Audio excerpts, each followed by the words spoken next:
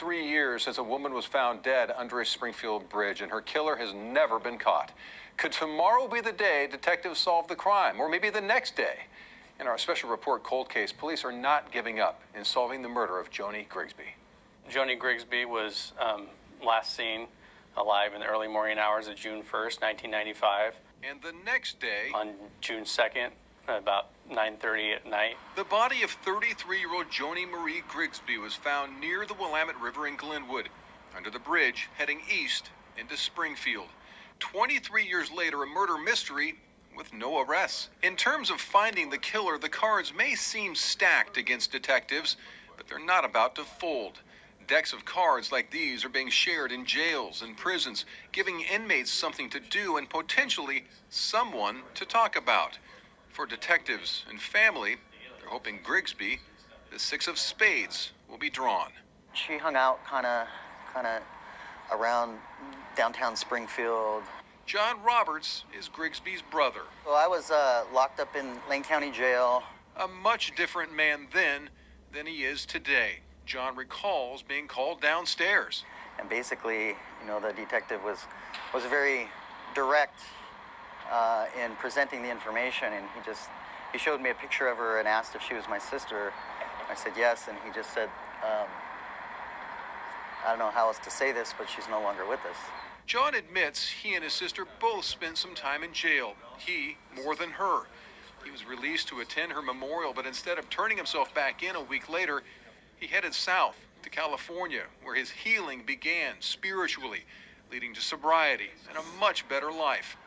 He returned, did his time, and the search continued for his sister's killer.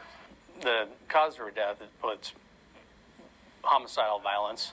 Specifics on how she died remain confidential, and no details about a weapon, and it's unclear if she was killed there or left there. There potentially could have been more than one person. That's why detectives are hoping you can help. There's somebody out there that knows something, somebody that was either told something after the fact or witnessed something. Detective Solano has help.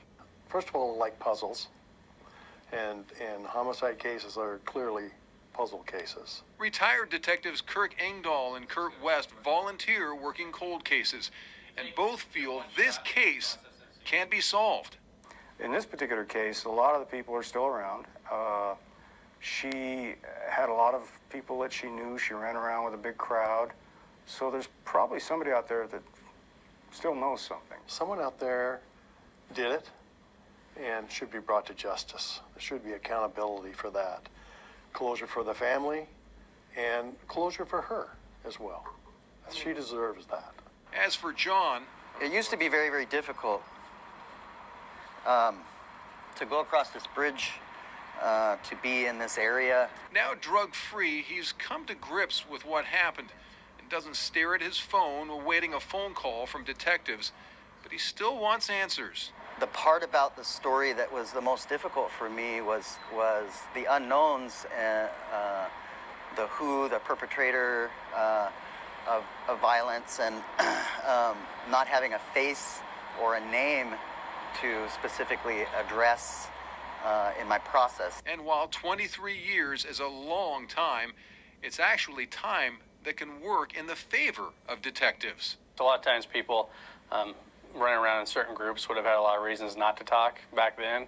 Now their lives might have changed 23 years later. It may not be as concerning for them to come forward. It's important to me because there's somebody out there walking the streets that killed this woman for no good reason, and to make it a point, a goal in my life to try to catch somebody like that, I think that's a good idea. Closure for family, pride for detectives, and a killer brought to justice. It all keeps these detectives pushing forward, hoping the six of spades is drawn. I mean, you might get a tip, you might get a phone call. You just never know what's going to happen. And so that's part of the excitement, too. This may be the day you can close a case. You never know. Detectives tell me they initially interviewed more than 50 people. They obtained DNA of more than 30 people and polygraphed several. Bottom line, they have several pieces to their puzzle. They're hoping that you have one piece that links one or more of them and leads them to the killer. of the Six of Spades. Again, regardless how trivial you think your information may be, do not assume they have it. Call the Lane County Sheriff's Office, tell them, and let them decide. And the number to call, 541-682-4167.